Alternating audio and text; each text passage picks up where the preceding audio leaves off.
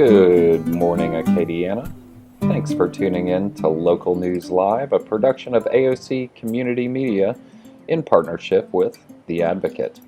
Every weekday morning between 9 and 10, we bring you the local news as read by one of our volunteers.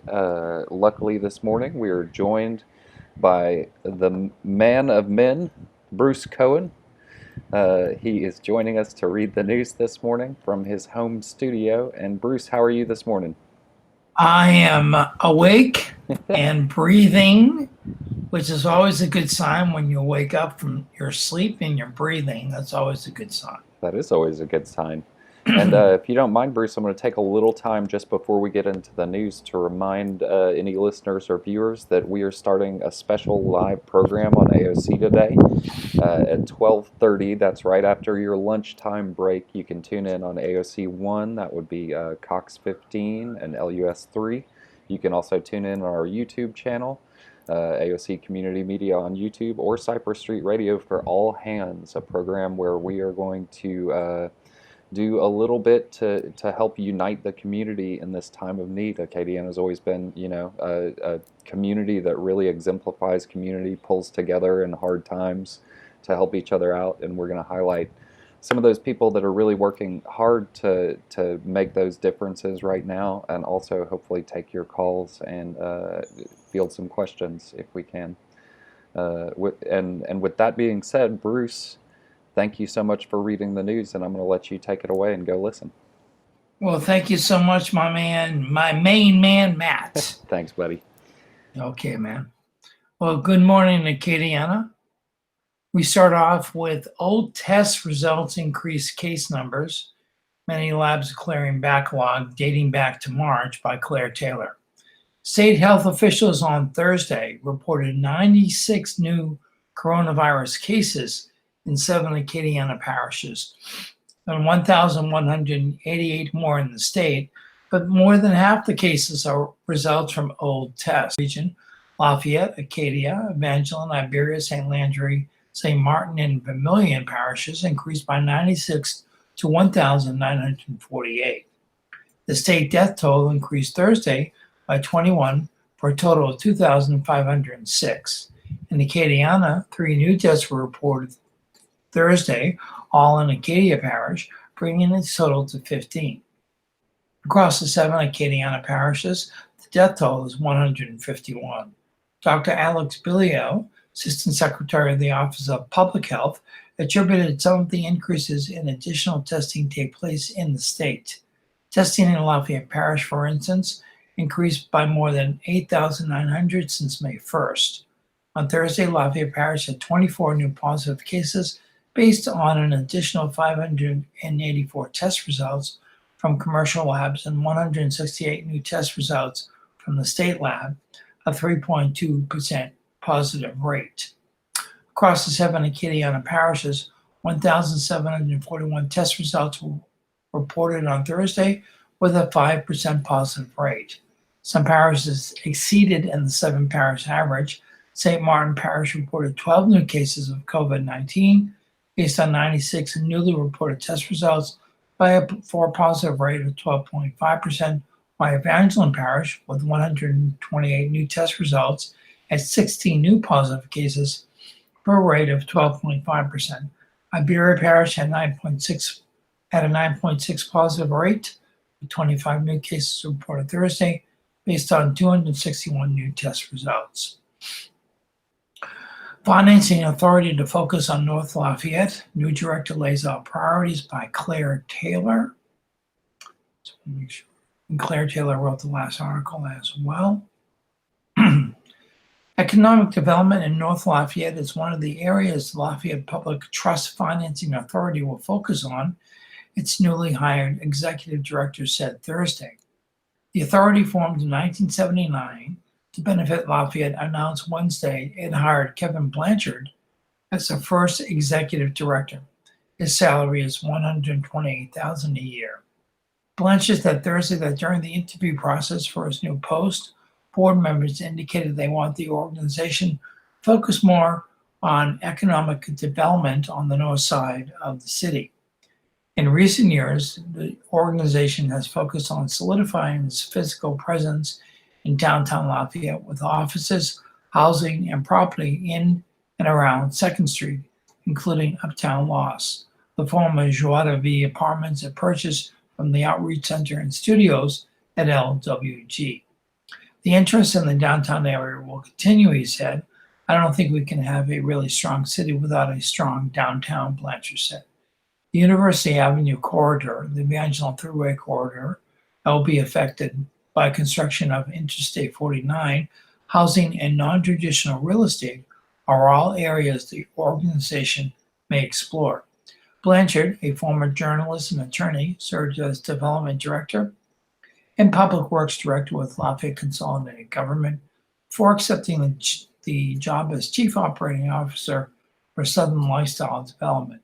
He previously served as a volunteer on the Evangeline Thruway Redevelopment Committee set up by LCG to plan for redevelopment around part of the Evangeline Thruway that will be bypassed when I-49 is built. The financing authority, Blanchard said, has accumulated some pretty strong assets over the years by making good financial investments. Because of the group's broad mandate, it can be an active partner with other public organizations, private developers, and nonprofits, he said. Memorial Day garbage service unchanged, bus service closed. Garbage and recycling collection will be unchanged on Memorial Day, this coming Monday, which is this coming Monday, as I said. Public services will run its regular routes according to a news release from the Lafayette Consolidated Government. The LCG compost facility, though, will close at 11:30 a.m. Friday and resume operations on Tuesday. Bus service in the city of Lafayette, including daytime, night owl, and paratransit service, will not run Memorial Day. Offices also will be closed. Approved riders for paratransit service will be able to schedule rides. Transit services resume Tuesday using the routes amended due to the coronavirus crisis. Okay. Here's something that people who like to go downtown in the evenings and participate in the wonderful restaurants and bars we have down there. So listen up to this particular story. Meal ticket, the green room to reopen with kitchen, more outdoor seating by Ben Myers. The Green Room Bar, a downtown Lafayette fixture, plans to reopen Friday today after installing a small kitchen and receiving a state food permit. The bar is also expanding its sidewalk seating area in front of two neighboring buildings that share a landlord with the green room, creating a rectangular seating area that is 115 feet wide by 10 feet deep. The food permit is necessary for bars to operate under the state's Phase 1 reopening order. The order went into effect on May 15th after the coronavirus crisis forced 2 months of retail business and restaurant closures. That's just a long time to be closed, said bar owner Robin Gercio. Not being open, it's tough mentally just to say a positive. Other opening requirements are limiting the number of people inside to 25% of occupancy under the fire code and to maintain strict social distancing among patrons. That typically means 6 feet of distance, although the order does not specify a minimum distance requirements for bars and restaurants. Gercio said bar stools will be placed at a safe distance and staff members will encourage people to use the outdoor area, which he called an interim solution for safe operation, but one that could become permanent. It's too soon to say. Bartenders will wear masks. Kitchen will be bare bones, microwave, slow cooker, food warmer, refrigerator, perhaps even a toaster oven. For a moment, the menu items will be limited to hot dogs, chili dogs, and Frito pies, though Gercio said he hopes to add more items in the future. We're not trying to be a restaurant, although over time we do plan on phasing in additional menu items, appetizers, and things like that, Gercio said. The current order expires June 5th, and Governor John Bel Edwards has not said what level of restrictions will follow. Gercio said he initially considered waiting until the next phase, but he and the bar staff decided to push for a kitchen and food permit because of uncertainty over what might happen next. Plumbing, painting, and other work happened at a frenzy pace over the course of a week, and it cost about $6,000, he said. We were just motivated to go for it, Gershow said. In other food-related news, Mange St. Martin to waive restaurant fees by Megan Wyatt. Mange St. Martin, I hope I'm pronouncing that correctly, which is French for eat St. Martin, Manger or Mange, will begin its second season of showcasing restaurants, grocery stores, breweries, and food products in St. Martin Parish this summer. Similar to Eat Lafayette, the campaign seeks to bring customers to businesses during the traditionally slow summer months. The campaign will waive registration fees for businesses that want to participate in an effort to support them during a time of need as the coronavirus hobbles businesses. Mange St. Martin kicks off June 1st and runs through September 30th. Donna Decatur Richard, director of the St. Martin Parish Tourist Commission, developed Mange St. Martin and with her board to increase awareness for the 60-plus locally owned restaurants and other food businesses in the parish. Visit Mange St. Martin, that's MANGEST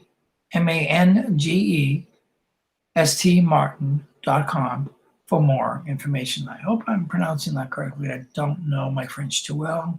Either the Manger or Mange, but you can just go to MANGESTMARTIN.com for more information. And at a time when these businesses have been closed for a while, when the restrictions get go into phase 2, we'll be able to hopefully increase our availability to go into restaurants. This will be a good time to go to visit St. Martin. And it's a nice little town. They have a great collection of antique shops as well. Hopefully that will be open. And always, if you're a Lafayette resident, to look forward to the Eat Lafayette program, which I'm sure will be on a slightly altered basis this summer as well. All right, let's go to some public service announcements for the morning. We start off with a brand new one. The Festival Awards host Pieces of Hope virtual open mic. On Wednesday, May 27th at 7 p.m., the Festival Awards host Pieces of Hope virtual open mic on Zoom.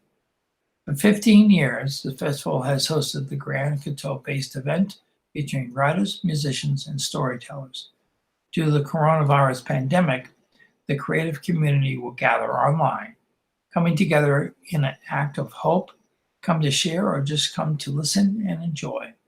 The 2-hour open mic presents 20 writers and musicians, each performing for 5 minutes.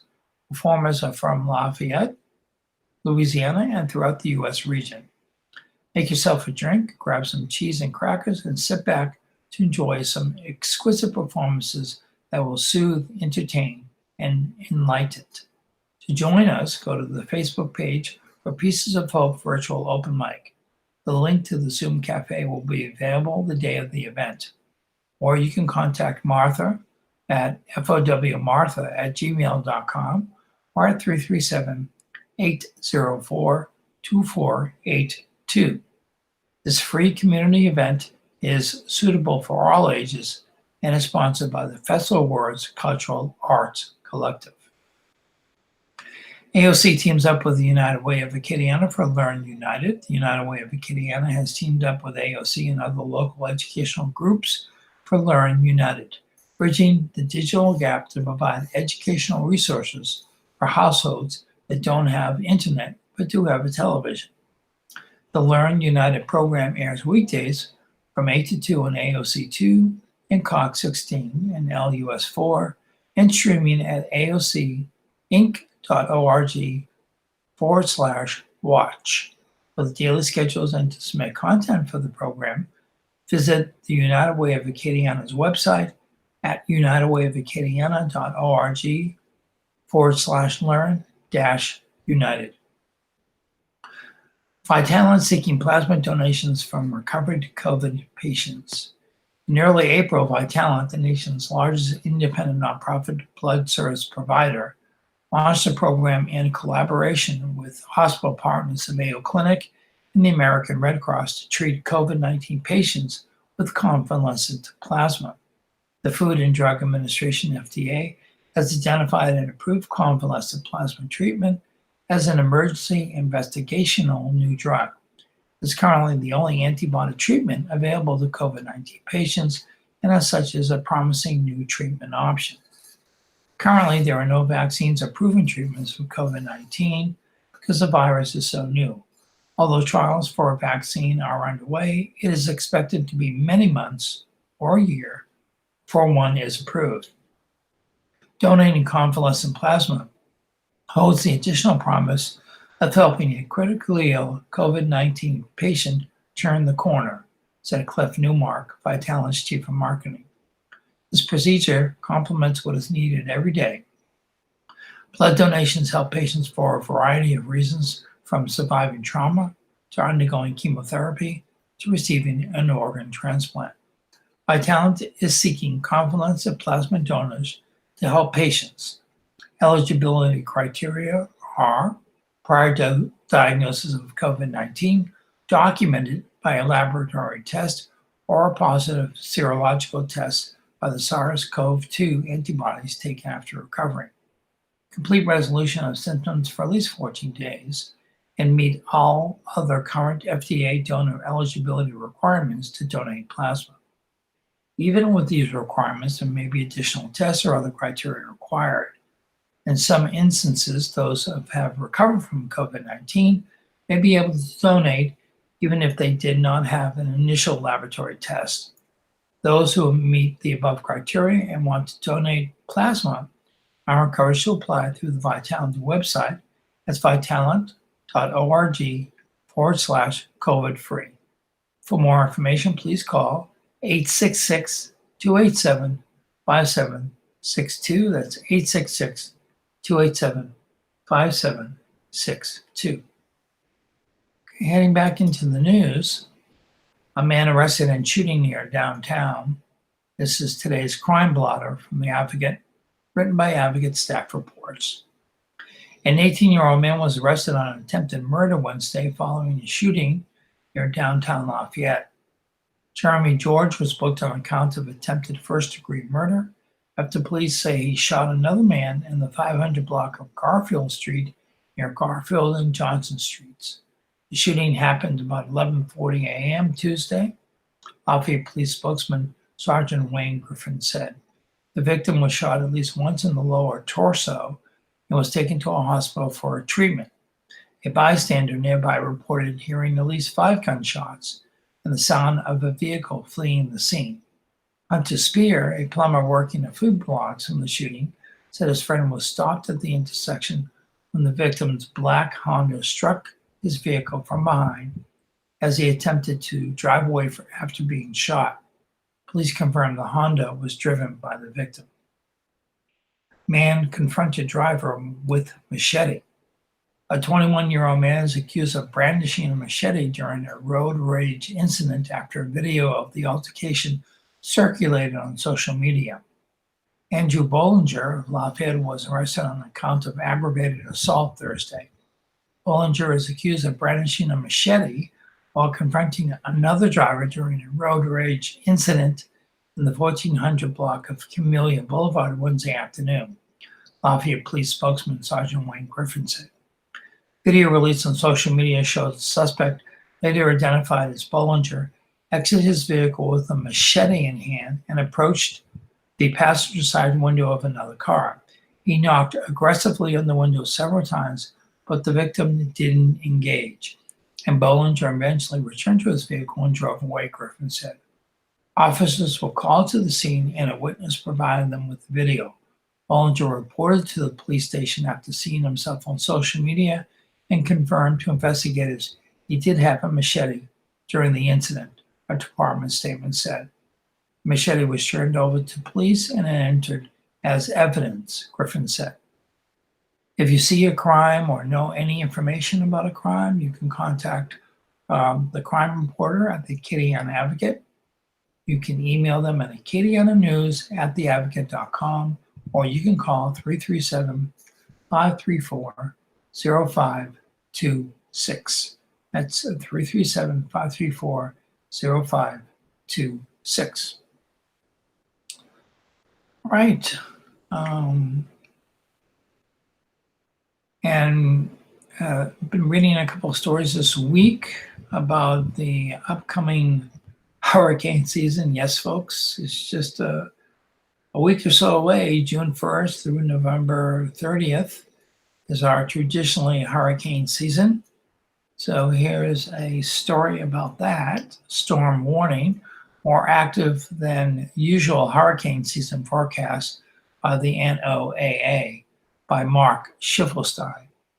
The 2020 hurricane season is expected to be more active than normal, with between 13 and 19 named storms, 6 to 10 hurricanes, and 3 to 6 major hurricanes with wind strengths of Category 3 or higher, National Oceanic and Atmospheric Administrative officials announced on Thursday.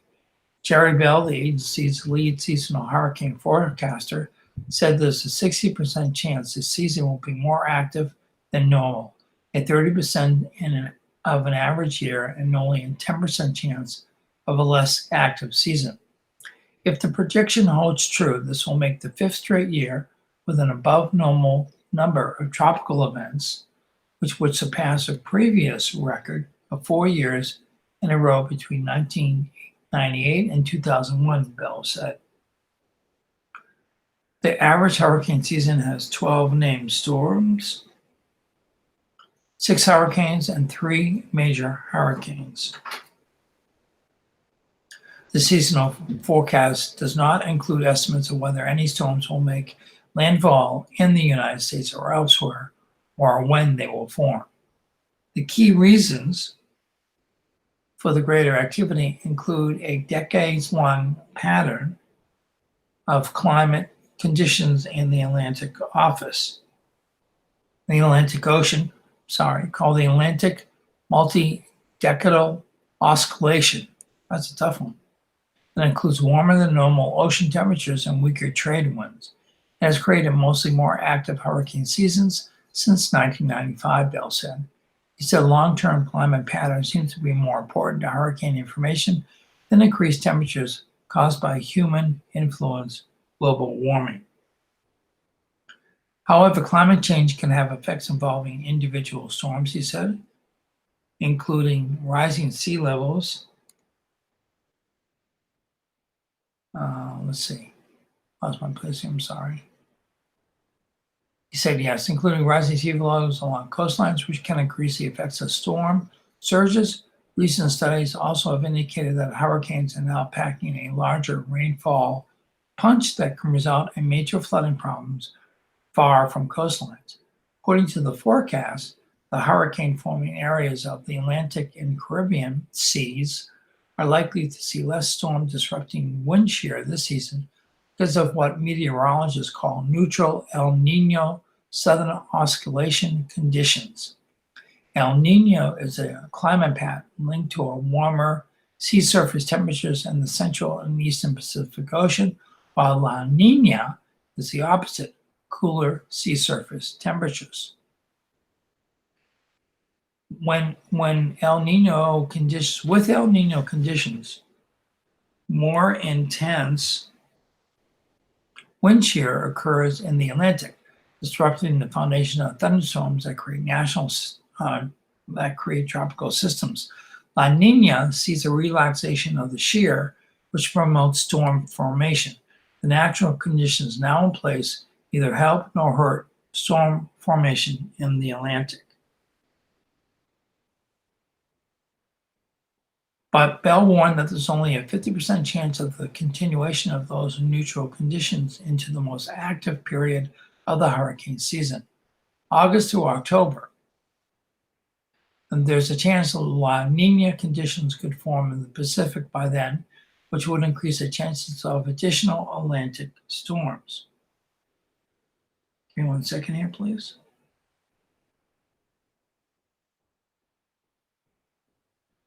I'll be right with you, folks.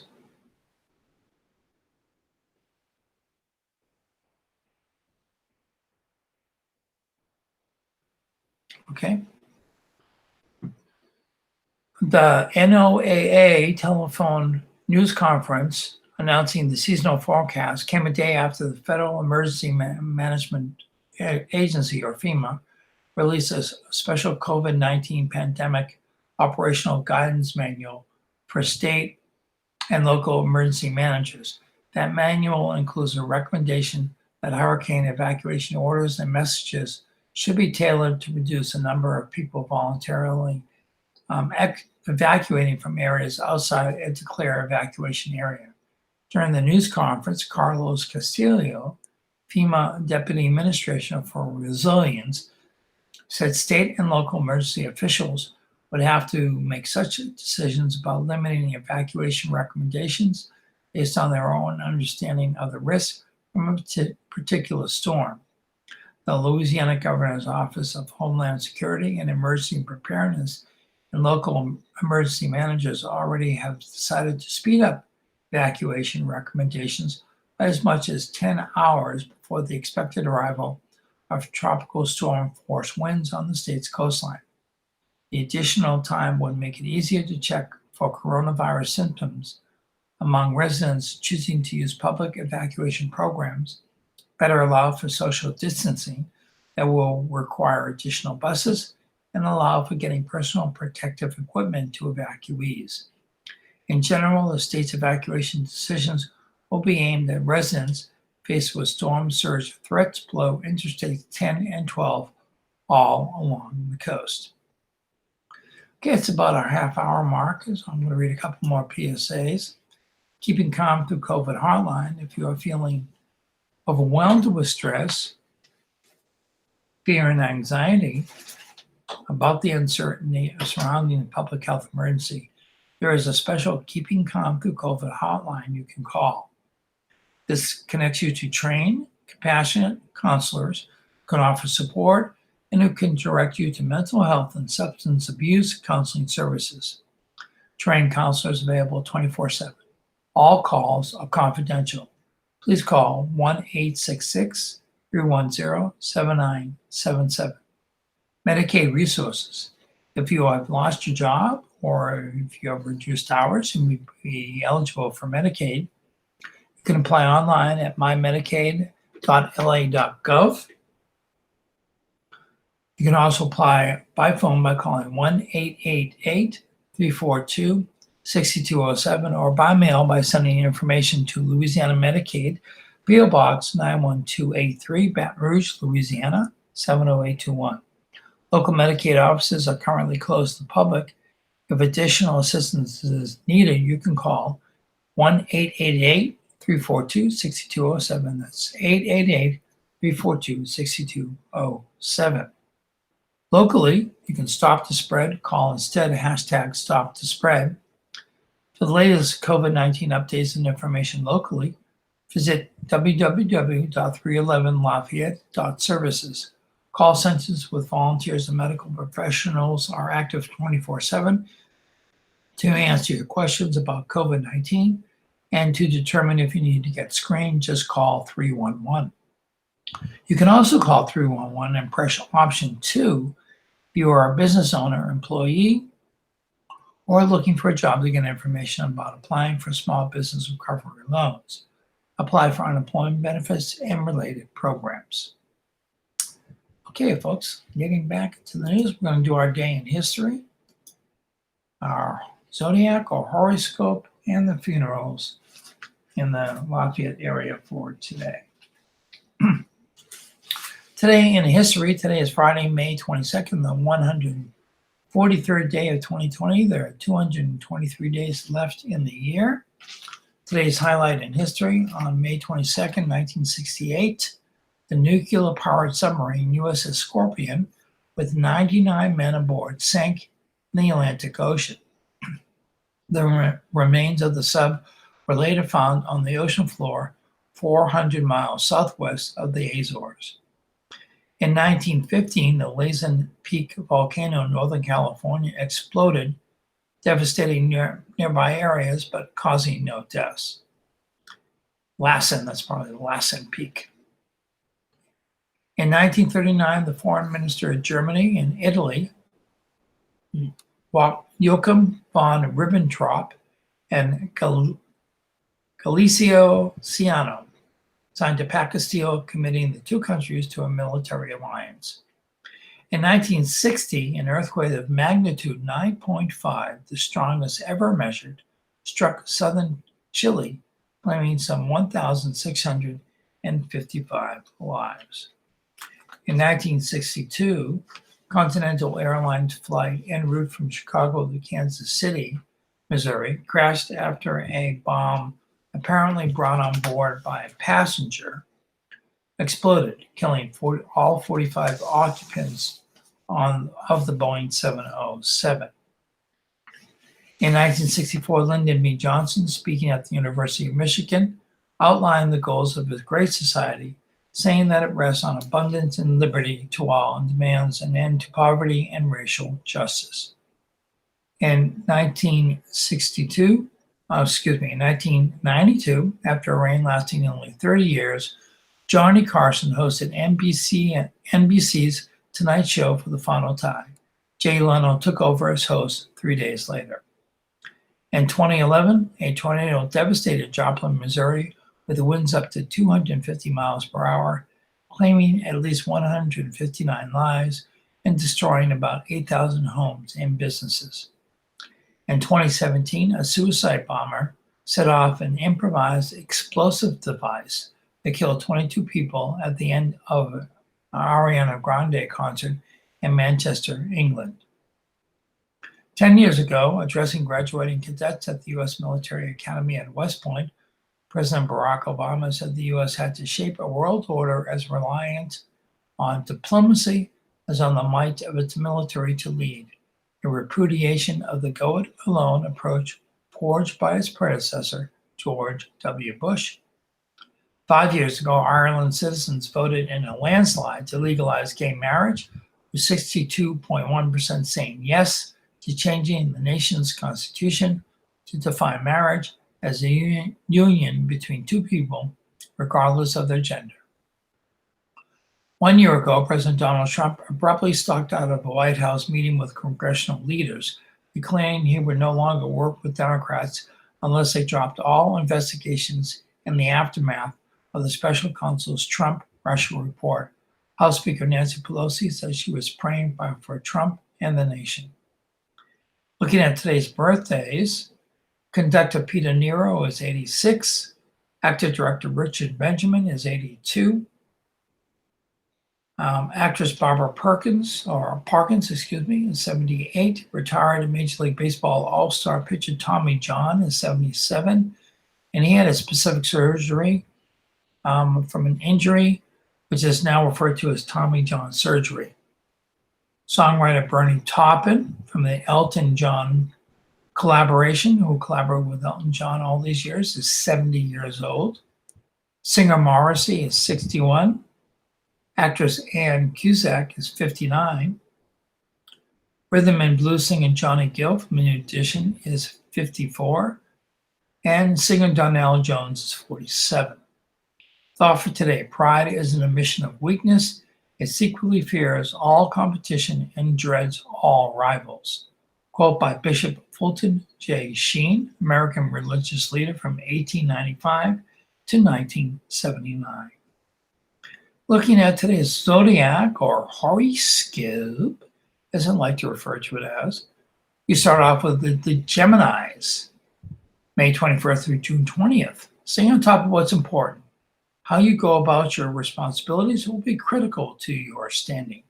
Protect your reputation and position. Cancers, June 21st through July 22nd.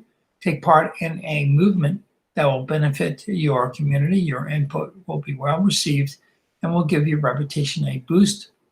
Negotiations will lead to positive change. Leos, July 23rd through August 22nd. Check out what's available to figure out the best way to make the most of what you've got. Personal makeover will result in positive attention. Romance is favored. Virgos, my birth sign, August 23rd through September 22nd. Proceed with caution. Be aware of what everyone around you is doing. Avoid trouble by making adjustments that will allow you to work on projects you can do by yourself. Libras, September 23rd through October 23rd. You can make personal improvements if you signed up for a correspondence course, engage in a fitness routine, or adjust your diet. Don't let one of your peers lead you astray. Scorpios, October 24th through November 22nd. Something will go awry if you discuss investments, contracts, or legal matters. You'll get a false impression regarding what someone expects of you. Clarify what you will and won't do. Sagittarius, November 23rd through December 21st. Put your talent to good use. Refuse to let anyone push you in a direction you don't want to head in. Discipline will help you accomplish what you set out to do. Capricorn, December 22nd through January 19th. Remember and experience through lessons will help you avoid making the same mistake twice. A positive change will take place if you set your sights on something familiar to you.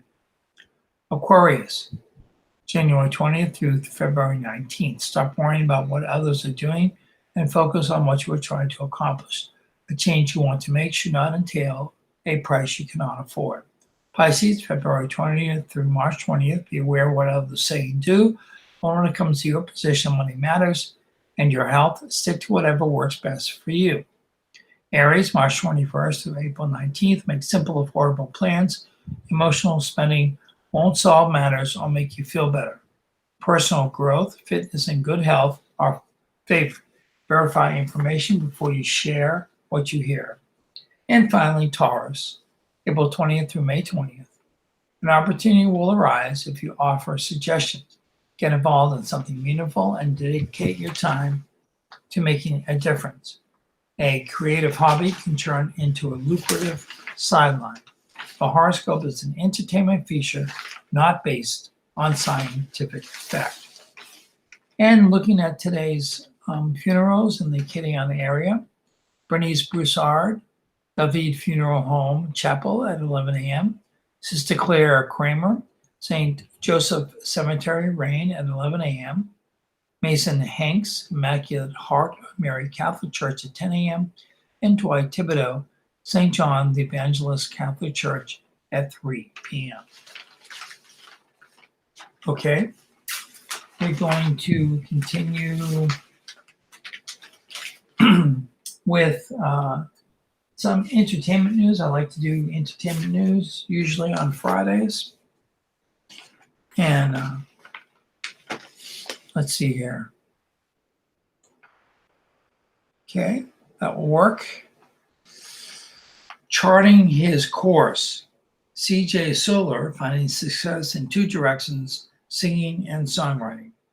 Singer-songwriter CJ Solar's Coming My Way peaked in the top 10 of the Music Row Country Breakout Chart in March. The song also rose to number 31 on the Billboard Indicator chart, tying the previous chart position the Baton Rouge native achieved with American Girls. I just want to say this is a contributing entertainment writer, John Wirt, wrote this article. Solar's latest single, Watered Down Whiskey, diverges from the good time country vibe of Coming My Way. A heartbreak song, it depicts the painful emotional fallout that follows a breakup. There's something almost everyone can relate to, Solar said from his home in Nashville, Tennessee. That's the kind of song I like to sing, the ones that I can really dig into. Watered Down Whiskey is one of 6 songs on Solar's newly released third EP.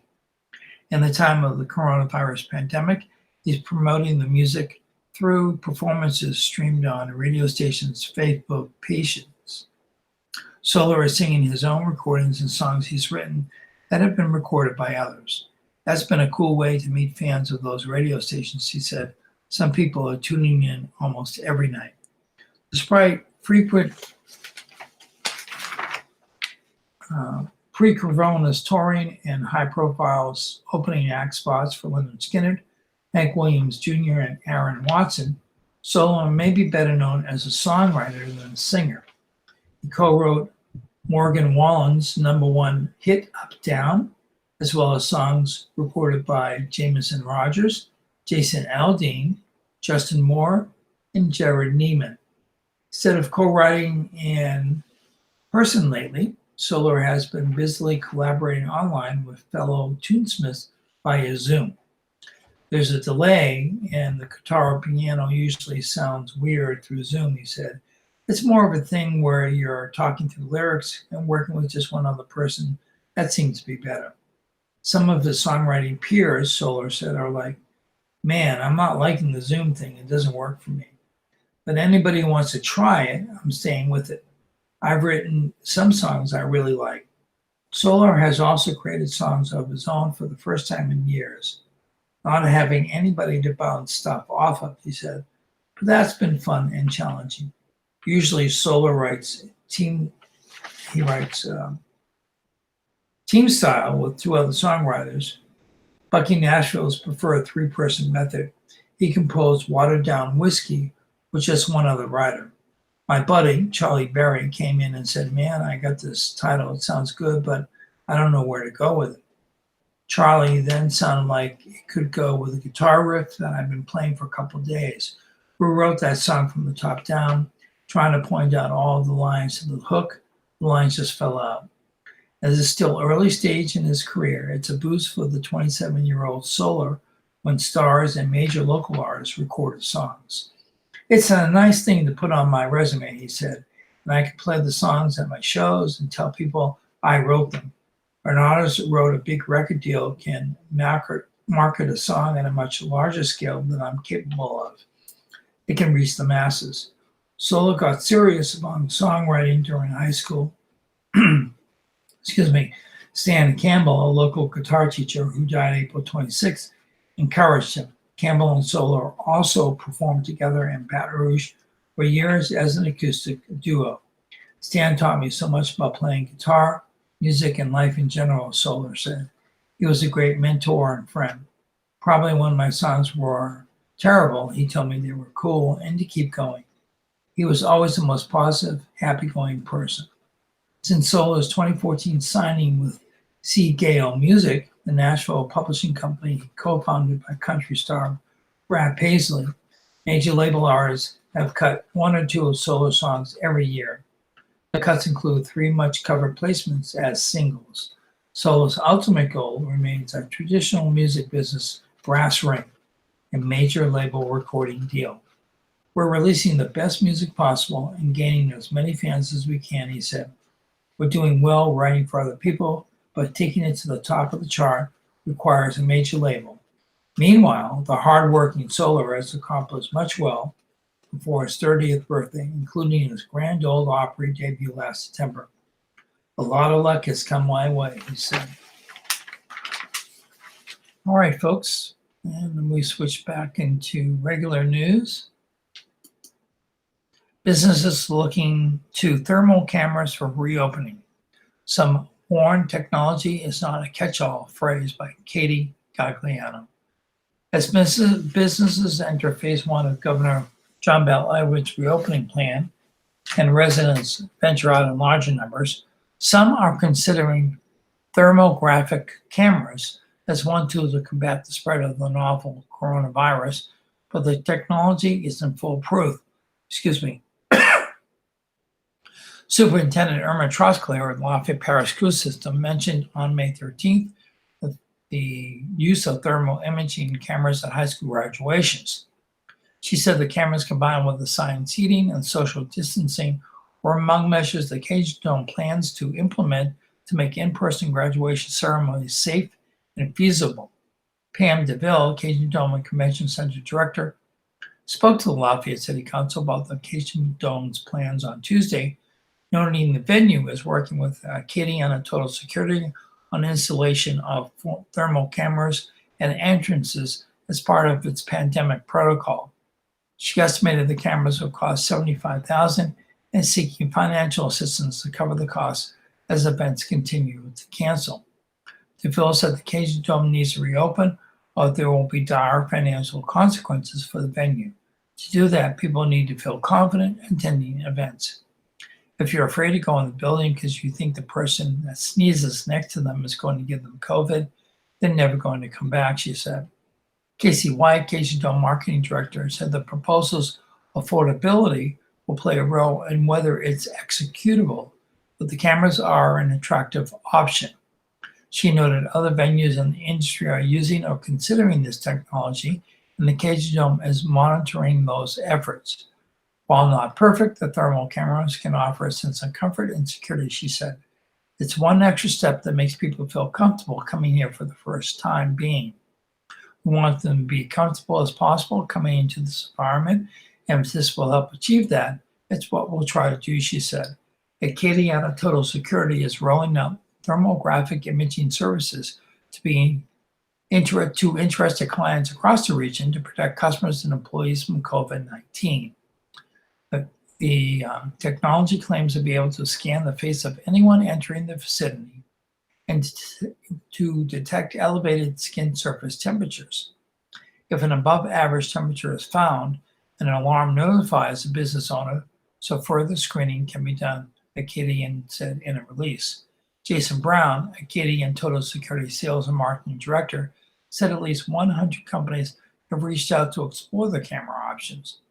Before, Acadian mainly sold related technology to chemical companies that needed to monitor thermal readings in plants or similar facilities. It's a huge spike. We've been absolutely slammed with meetings, and I've got commercial sales reps flying across the country and meeting with businesses from hospitals to senior communities to schools, governments, courthouses. Every avenue that you can think of has reached out in one capacity or another, he said. Acadian carries lines from 3 thermal camera manufacturers, FLIR Systems, Hike Vision, and BraveWatch, with prices ranging from roughly $7,000 per camera to $70,000, depending if customers want a tripod arrangement or a more sophisticated mounted camera system, he said. Acadian markets its cameras as achieving an accuracy within a range of between 0.5 and 0.9 degrees, depending on the system. The cameras can scan up to 14 people in about 1 second, a faster contactless method than having someone scan customers at the door with a handheld thermometer, Brown said. Some of the cameras are U.S. Food and Drug Administration approved, while others aren't, though the FDA eased guidelines on the use and marketing of thermographic systems for the duration of the pandemic. However, the FDA did say the cameras should be used to measure only one person at a time, among other qualifications to be used effectively. Customers have discretion to set temperature alarm parameters and control how the data is stored, what data is stored, and for what duration, Brown said. Most of the camera systems operate independently of an internet connection and should not be capable of outside data transmission, a security measure Brown said he's assured clients of. There are some caveats about the use of thermal cameras, especially as protection against spreading COVID-19. The technology isn't intended to diagnose illness or prevent the spread of disease. Several thermal camera companies, including FLIR Systems or FLIR Systems, have released disclaimers that their products aren't intended to stop the spread of the novel coronavirus and can be used to find people who have the coronavirus. One reason is that not all coronavirus patients have a fever. In a study conducted across New York City area hospitals, one of the U.S. cities hit hardest by COVID-19, doctors found that only 30.7% of 5,700 hospitalized patients with COVID-19 had a fever when triaged. Further, not all novel coronavirus patients exhibit symptoms, but asymptomatic carriers are still able to spread the virus, according to the U.S. Center for Disease Control and Prevention. The total number of asymptomatic carriers is undetermined by CDC Director Robert Redfield, told NPR in March the number could be as high as 25% of COVID-19 infected people. The American Civil Liberties Union issued a report Tuesday challenging the use of thermal cameras to track fever and prevent novel coronavirus spread. In the report, the group questioned the camera's reported accuracy and raised concerns about the risk to post-pandemic privacy should body temperature surveillance become normalized. The bottom line is that nobody should imagine the blanketing our public spaces with thermal sensors is going to serve as any kind of effective automated COVID detection network, or that this technology is likely to contribute significantly to stemming the spread of the virus, the ACLU report said. The thermal camera technology isn't flawless, Brown said, but it's an option that provides businesses some level of oversight and control. I'm seeing companies trying their best to keep everyone safe, and I applaud the ones that are looking into this and are at least trying to do something to help people, to protect people. It's not foolproof because there are people who carry it without a temperature, but it's a step in the right direction when people try to open their businesses, Brown said. It's also one way to follow reporting guidelines, as governments at various levels recommend businesses test employees' temperatures during reopening, as well as customers when possible. Brown said Acadian is advising all clients to partner the thermal scanners with secondary screening procedures when someone with an elevated temperature is detected, a recommendation echoed by the FDA. The individual should be pulled aside, have their temperature checked with a thermometer or other device, and be asked standard novel coronavirus screening questions, he said. Acadiana Cox is partnering with interested customers to have emergency medical technicians from sister branch Acadian Ambulance on site to perform secondary scans and evaluations. DeVille mentioned they're looking at the Acadian Ambulance partnership to manage screenings at their events. Camera users should also continue to use and be diligent about sanitation and other protective measures, Brown said. All right, let's look at the 2020 legislature budget. The House panel okays Edwards' plan. Proposal uses $1 billion in federal funds to avoid big cuts by Sam Carlin. Louisiana lawmakers and Governor John Bel Edwards' administration found common ground as they started moving the state budget Thursday, with a House committee largely agreeing to the governor's proposal to use nearly $1 billion in federal coronavirus relief funds to stave off catastrophic cuts. The House Appropriations Committee advanced spending plans that no longer include boosted funding for schools, early childhood education, and universities, which the Republican-led legislature and Democratic governor were planning before the coronavirus pandemic blew a hole in state revenue. House Bill 105 provides state government legal authority for the next fiscal year to spend specific amounts of public funds to pay state employees, to supplement law enforcement salaries, to cover medical insurance for about 1/4 of the state's residents, to maintain parks, to educate toddlers, graduate students, and on a manner of other services.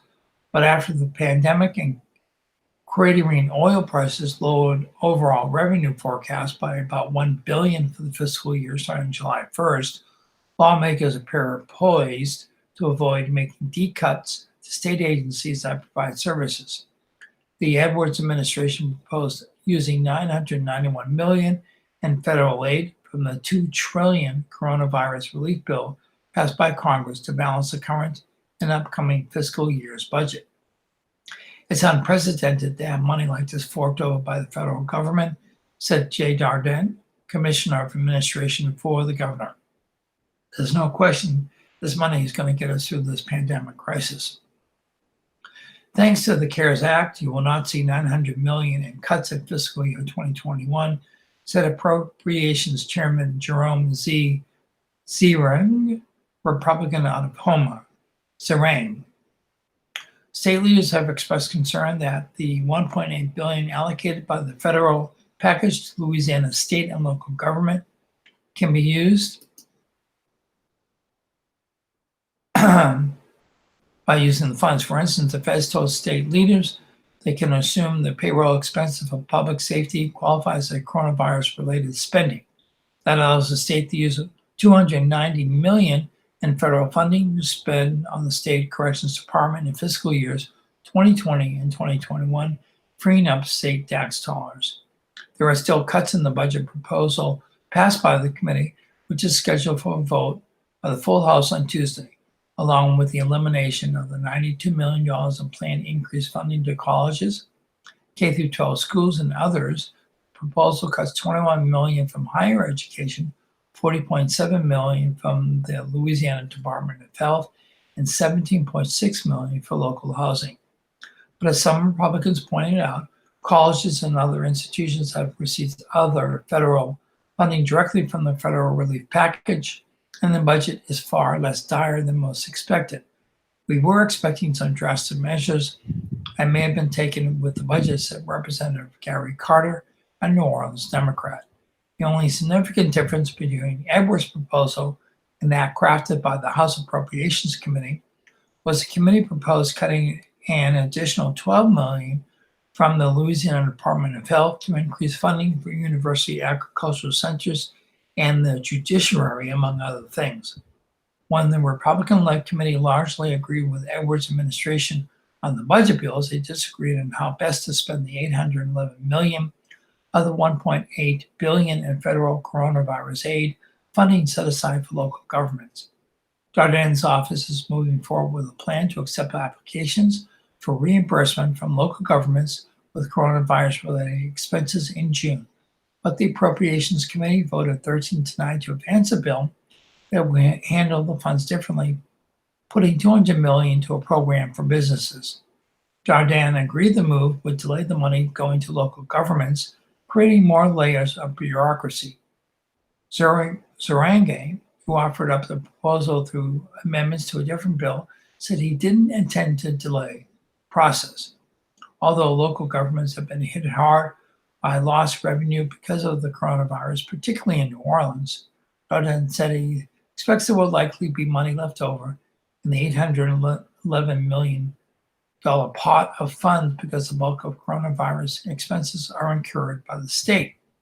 The funding can't be used to fill lost revenue from things like creating sales taxes from business closures.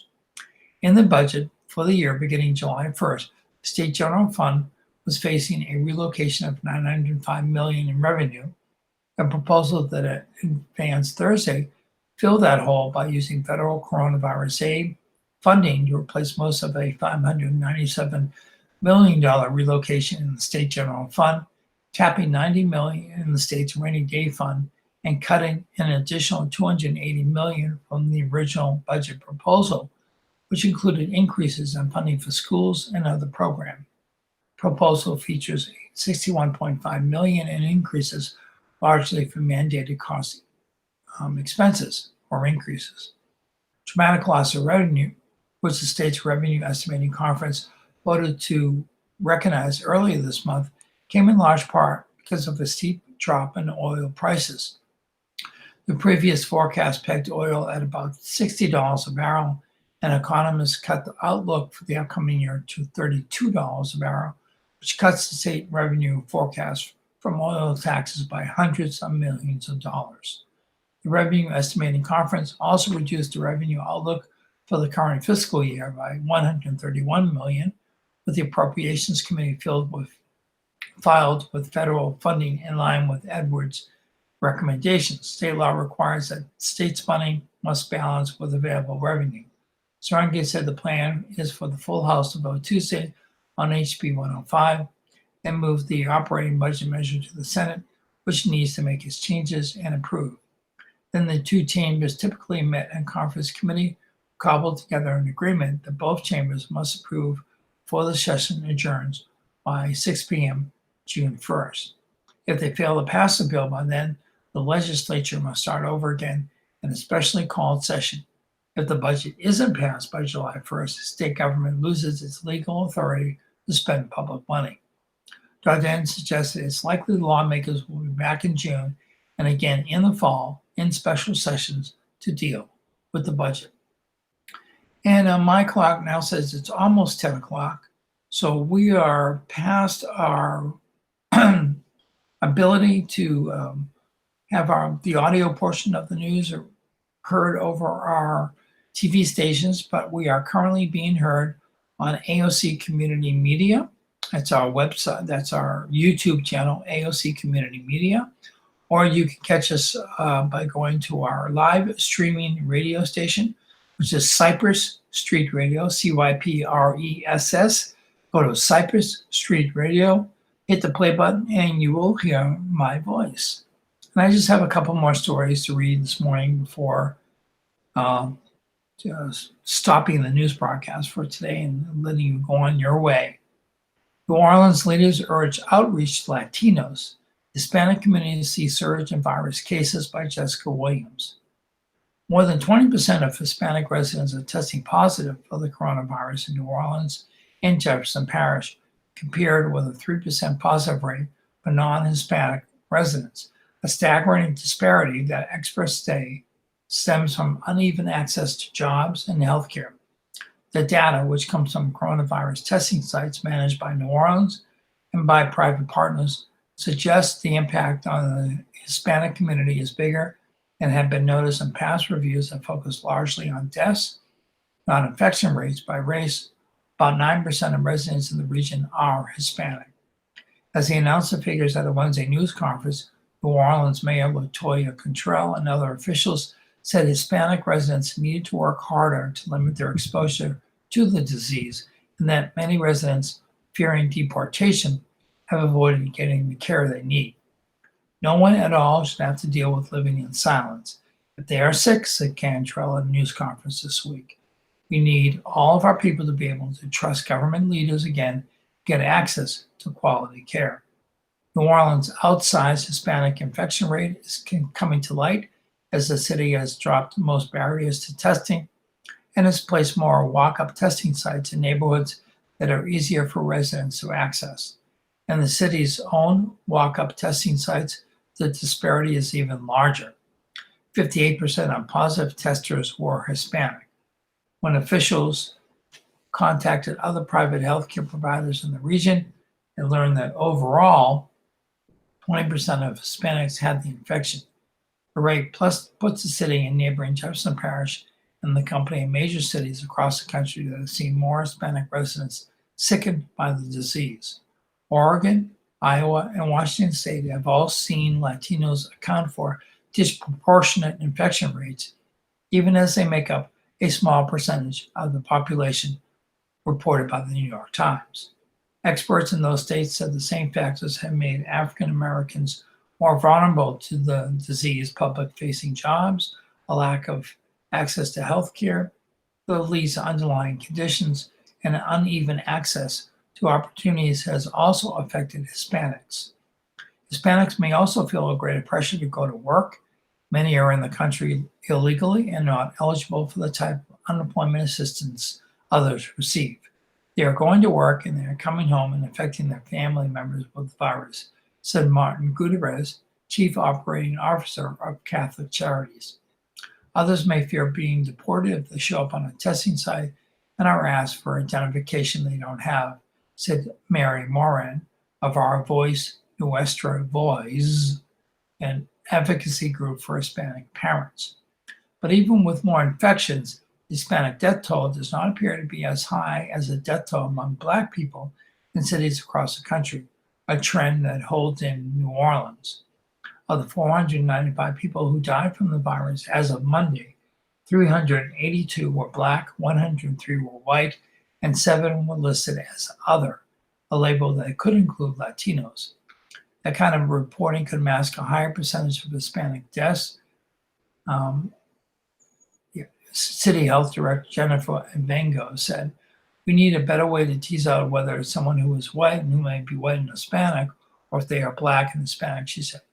Yet another factor in lower death rates could be that the Latino population nationally is significantly younger than other populations, according to the Pew Research Center, and the virus tends to be most fatal for older victims. Cantrell said even if the death rate is low now, that could change down the line, and the infections data could still be an alarm that triggers more outreach and testing to the Hispanic community. To further that effort, Washington will be testing more residents at the St. Anthony and Padua Church in Mid-City Thursday and Friday, which has Hispanic services.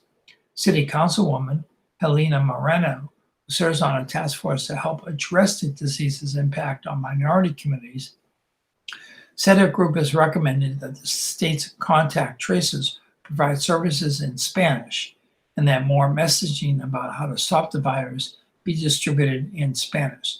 She said Governor John Bell Edwards, upon learning of the city's findings, has instructed his team to collect more data on positive cases by ethnicity across the state, something the state has shied away from because of issues with consistency and accuracy in that data.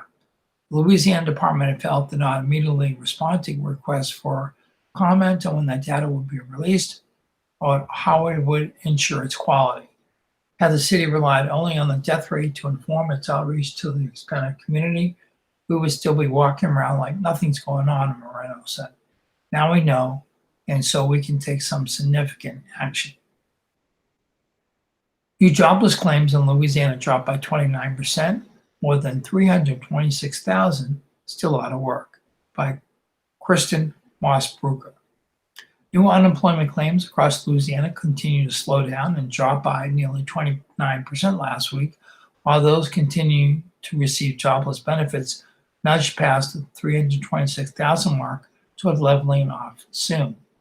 There were 28,545 newly filed claims across the state for the week ending May 16th, down from 40,125 new claims the week before, the Louisiana Workforce Commission reported on Thursday. By comparison, only 2,296 initial claims were filed for the week ending May 18th, 2019. There are still 326,504 people across the state receiving unemployment checks as of May 16th, up from 325,136 continuing claims the week before and 310,013 2 weeks ago. A small uptick in continued unemployment claims this week, although admittedly tiny, is the most hopeful data point I've seen so far. But there's a long road ahead, says Stephen Barnes, Associate Professor of Economics at the University of Louisiana at Lafayette. We've seen a lot of shifting in the labor market now that there are businesses which have come back online. It's led to a good stabilization, at least, Barnes said. We still have more people on unemployment insurance than at any other point. We're still in crisis, said Ava DeJoy, Executive Director at the Louisiana Workforce Commission. Next week's data will show how many workers are still filing claims after the phase 1 reopening started May 15th, Barnes said. Some business restrictions in Louisiana were eased May 15th. It's impossible to determine if the phase 1 reopening had any effects on the total number of initial claims filed, the department said in a statement. I think one of the challenges is predicting, DeJoy said. If the pandemic had caught us anything, it's that we don't know what the future holds, she said. The number of new claims being filed each week have been dropping steadily for the past month. At the peak, 102,172 people filed for unemployment the week ending April 4th after the state's mid-March stay-at-home order shut down or restricted business activity to help prevent the spread of the coronavirus. There was another spike of 91,923 claims for the week ending April 18th. Since then, first-time claims have been on the decline and are moving toward leveling off. The state pays a maximum of $247 per week for unemployment, with the federal government kicking in an additional $600 per week from a $2.2 trillion coronavirus relief package passed by Congress. While other states have exhausted their trust fund balance for available benefits, Louisiana still has about $600 million in its fund, down from $1 billion earlier this year. New York, California, and Texas are among states that applied for federal funding to replenish dwindling trust funds. DeJoy noted that there are about 9,000 job postings on the Workforce Commission's website with employers across the state, so some companies are still expanding despite the economic downturn, she said. In the latest jobless claim reports, every industry sector saw a dwindling number of first-time claims, and they have been steadily dropping since March 21st. Some industries have been hit much harder than others. About 60% of workers in accommodation and food services filed initial claims, but some may have recently returned to the workforce. More than 4,600 workers in accommodation and food services filed new claims last week, That's far from when 28,994 workers in that industry lost their jobs in the week ending March 21st. Another 3,320 in retail trade filed for unemployment, down from a peak of 13,297 workers filing for unemployment for the week ending April 4th. There were another 3,302 job losses in healthcare and social assistance, down from a peak of 13,250 new claims the week ending April 4th. Although healthcare and social services may seem like industries that would be hit hard during the economic downturn, the temporary restriction on elective medical procedures furloughed many in the primary care and independent physicians group practices, Barnes said. Meanwhile, there wasn't a huge spike in new unemployment claims in the oil and gas sector, which is surprising considering the unstable economic outlook and low price of oil.